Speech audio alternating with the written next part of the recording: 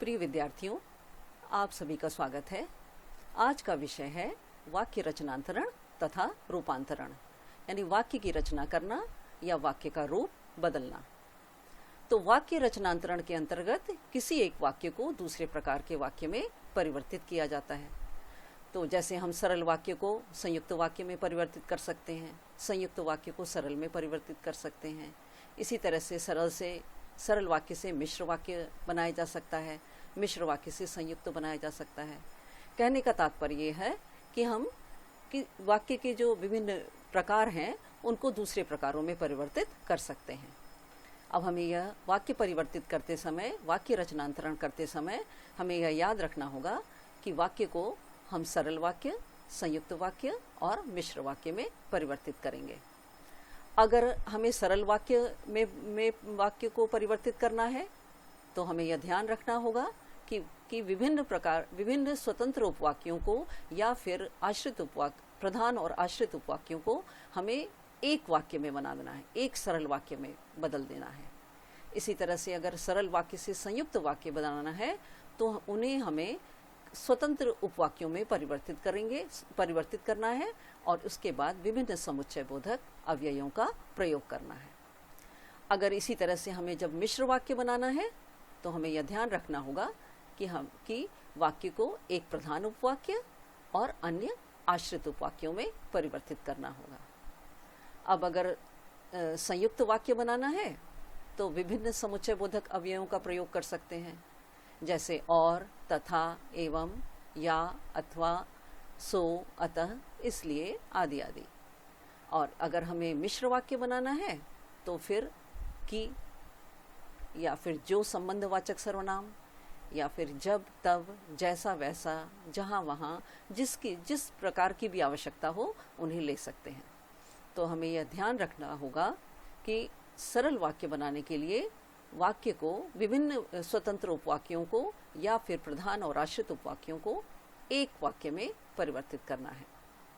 अगर संयुक्त वाक्य में बदलना है तो फिर उसके लिए हम संयोजक संयुक्त वाक्य में बदल सकते हैं, विभाजक संयुक्त वाक्य में बदल सकते हैं, विरोधवाची में बदल सकते हैं और परिणामवाची में परिवर्तित कर सकते हैं। अगर मिश्र वाक्य बनाना है तो मिश्र वाक्य के लिए उसे संज्ञा उपवाक्य में या फिर विशेषण उपवाक्य में और या फिर क्रिया विशेषण उपवाक्यों में परिवर्तित कर सकते हैं। यानी जिस प्रकार की, कहने का तात्पर्य यह है कि जिस प्रकार की आवश्यकता है उनमें से हम किसी भी प्रकार, उसी तरह से हमें इनमें रचना के आधार पर विभिन्न प्रकार के वाक्यों में बदल सकते हैं। अब इसी को उदाहरण से समझिए। जैसे यह सरल वाक्य है कि आज सुबह उठकर उसने दूध पिया। अब इसको संयुक्त में बदलना है तो इसे दो स्वतंत्र उपवाक्यों में बदल दिया कि आज वह सुबह उठा और उसने दूध पिया। अब एक स्वतंत्र उपवाक्य आज वह सुबह उठा, यह हो गया, और दूसरा हो गया उसने दूध पिया, जिसको और समुच्चय बोधक से जोड़ दिया। इसी तरह से दूसरा उदाहरण है कि झूठ बोलने वालों को कोई प्यार नहीं करता। अब इसको मिश्र बनाना है तो जो संबंधवाचक सर्वनाम का प्रयोग किया कि जो झूठ बोलते हैं उन्हें कोई प्यार नहीं करता। तो सरल वाक्य को संयुक्त वाक्य में बदला जा सकता है, मिश्र वाक्य में बदला जा सकता है, या फिर संयुक्त वाक्य को मिश्र अथवा सरल वाक्यों में, और या मिश्र वाक्य को सरल अथवा संयुक्त वाक्य में बदलना ही वाक्य रूपांतरण या रचनांतरण कहलाता है। अब निम्नलिखित उदाहरणों पर ध्यान दीजिए। जैसे सरल वाक्य से हम मिश्र तथा संयुक्त में बदल रहे हैं। तो पहला उदाहरण है कि हम लोग तैरने के लिए नदी पर गए। अब यह एक सरल वाक्य है। अब इसको मिश्र वाक्य में बदल दिया कि हम लोग नदी पर गए थे क्योंकि हमें तैरना था। तो इसी तरह से अब इसको संयुक्त में बदल दिया कि हम लोगों को तैरना था इसलिए हम नदी पर गए। तो ये क्योंकि समुच्चय बोधक अव्यय का प्रयोग किया। इसी तरह से दूसरे में संयुक्त बनाने के लिए इसलिए समुच्चय बोधक अव्यय का प्रयोग किया। अब अन्य उदाहरण देखिए, जैसे मिश्र वाक्य से सरल तथा संयुक्त वाक्य। तो पहला उदाहरण है, जैसे ही हम घर से बाहर निकले बारिश होने लगी। अब इसको बदल दिया सरल में, हमारे घर से बाहर निकलते ही बारिश होने लगी। अब इसी को बदल दिया संयुक्त में कि हम घर से बाहर निकले और बारिश होने लगी। तो कई उदाहरण दिए हुए हैं, कुछ अन्य और उदाहरण हैं इसी तरह से कि संयुक्त वाक्य से सरल तथा मिश्र बनाना। तो पहला उदाहरण है कि लाला जी ने थैला उठाया और दुकान की ओर चले गए। तो इसका सरल वाक्य बन गया कि लाला जी थैला उठाकर लाला जी दुकान की ओर चले गए। दूसरा इसको मिश्र बना दिया कि जब लाला जी ने थैला उठाया तब वे दुकान की ओर चले गए। अब यहाँ पर यह ध्यान रखेंगे कि अगर हमें सरल वाक्य बनाना है तो कर, ही, के कारण, इनमें से जो वहाँ पर उचित हो या फिर अन्य जो भी शब्द वहाँ पर उचित हो उनका प्रयोग हम कर सकते हैं। तो इसी तरह से अन्य और उदाहरण देखिए। अब यहाँ पर थोड़ी सावधानी, वाक्य रचनांतरण तथा रूपांतरण में थोड़ी सावधानी की आवश्यकता होती है। यही कि हमें विशेष रूप से सरल वाक्यों को संयुक्त तथा मिश्र बनाते समय प्रायः कुछ शब्द या फिर संबंध बोधक अव्यय अथवा योजक आदि को अपनी ओर से जोड़ना पड़ता है। तो जैसा कि मैंने पहले बताया कि हमें विभिन्न योजकों, समुच्चय बोधक अव्ययों, संबंध बोधक अव्यय या फिर समुच्चय बोधक का प्रयोग करना होगा। इसी तरह से संयुक्त मिश्र वाक्यों को सरल वाक्यों में बदलते समय योजक शब्दों या संबंध बोधक अव्यय आदि का लोप करना पड़ता है। यानी आवश्यकता हुई तो योजक शब्द वहाँ पे प्रयोग करें और अगर हम चाहें तो उसका लोप भी कर सकते हैं। तो अब इसी को समझने के लिए विभिन्न उदाहरण देखिए। जैसे पहला है सरल वाक्य और सरल से मिश्र वाक्य कि मोहन ने शादी के लिए कार्ड छपवाए। अब यह एक सरल वाक्य है। अब इसको मिश्र वाक्य में बदल दिया जो संबंधवाचक सर्वनाम का प्रयोग करके कि मोहन ने जो कार्ड छपवाए वे शादी के लिए थे। ठीक है। इसी तरह से दूसरा है झूठ बोलने वालों को कोई प्यार नहीं करता।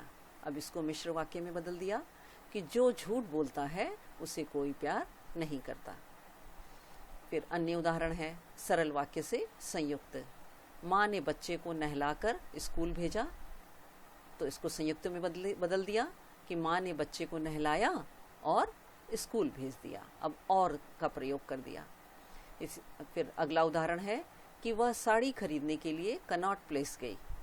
तो अब इसको संयुक्त में बदल दिया कि वह कनॉट प्लेस गई क्योंकि उसे साड़ी खरीदनी थी।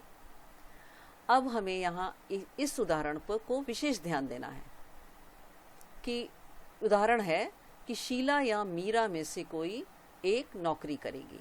अब यहाँ ये सरल वाक्य है लेकिन यहाँ पर देखिए या समुच्चय बोधक अव्यय का प्रयोग है। अब ये शीला क्या है, एक पद है, मीरा है, यह भी एक पद है। अब इन दोनों पदों के बीच में ये प्रयुक्त हुआ है तो इसलिए ये सरल वाक्य है। अगर यही दो वाक्यों के बीच में प्रयुक्त होता तब यह संयुक्त हो जाता। तो ये इस उदाहरण पर विशेष ध्यान रखेंगे। अब इसको बदल दिया संयुक्त वाक्य में कि शीला नौकरी करेगी अथवा मीरा नौकरी करेगी। फिर अगला उदाहरण है कि राम और श्याम। अब राम एक पद है, श्याम एक पद है, दोनों पदों के बीच में और योजक का प्रयोग है। तो राम और श्याम दोनों को दिल्ली जाना होगा। अब यह एक सरल वाक्य है, इसको परिवर्तित कर दिया संयुक्त वाक्य में कि राम को भी दिल्ली जाना होगा और श्याम को भी दिल्ली जाना होगा। अब आगे देखिए, अब मिश्र वाक्य से सरल वाक्य। तो पिताजी ने, पहला उदाहरण है कि पिताजी ने माँ से कहा कि वे भी गंगा स्नान को चलें। अब इन दो एक प्रधान उपवाक्य और दूसरा आश्रित उपवाक्य को एक वाक्य में परिवर्तित कर दिया कि पिताजी ने माँ से गंगा स्नान के लिए चलने को कहा। दूसरा उदाहरण है कि उस लड़की को बुलाओ जो नीली साड़ी पहने हैं। अब इसको सरल बना दिया कि नीली साड़ी वाली लड़की को बुलाओ। तो इसी तरह से अनेक उदाहरण दिए हैं। तो जब आप उदाहरण को विशेष तौर पर देखेंगे तो वाक्य को पहचानने और बदलने में आसानी होगी। तो इस वाक्य रचनांतरण और रूपांतरण, इसको विशेष रूप से ध्यान से सारे उदाहरण बहुत ध्यान से देखिए। जितना आप उदाहरण पर ध्यान देंगे उतना ही वाक्य पहचानना और वाक्य का रूपांतरण करना यानी वाक्य को बदलना यह आसान होगा। तो आशा है कि यह आपको अच्छी तरह समझ में आ गया होगा। पूरा इस अध्याय को अच्छी तरह से पढ़िए। विशेष तौर पर विभिन्न समुच्चय बोधक अवयवों का प्रयोग कहाँ कहाँ पर होगा, इस पर विशेष ध्यान दीजिए। तो आज के लिए इतना ही। धन्यवाद।